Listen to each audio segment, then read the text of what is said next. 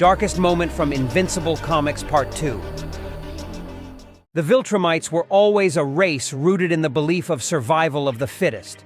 As a result, they took the concept of repopulation so seriously that it was seen as more of an obligation and duty than a privilege. None of this justifies the actions and approach of a female Viltrumite named ANISSA, who felt that Mark Grayson was the most appropriate suitor to be the father of her children. After getting into an argument with Eve, Mark was flying across the country when ANISSA suddenly appeared. He continued to deny her advances until ANISSA started to fight him.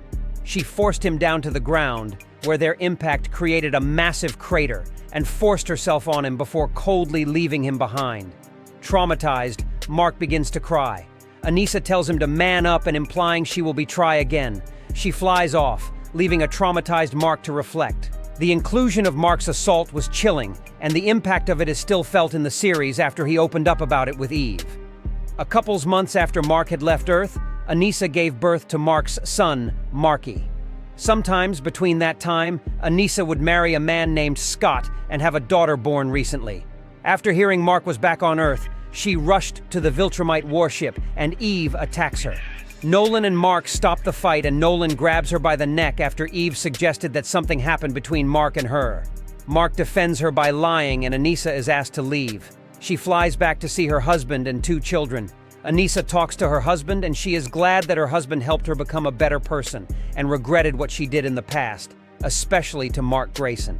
She gets a call from Nolan Grayson, and she meets with her fellow Viltrumites Craig and Lucan to prepare to defend Earth, since ANISSA actually cares for Earth now.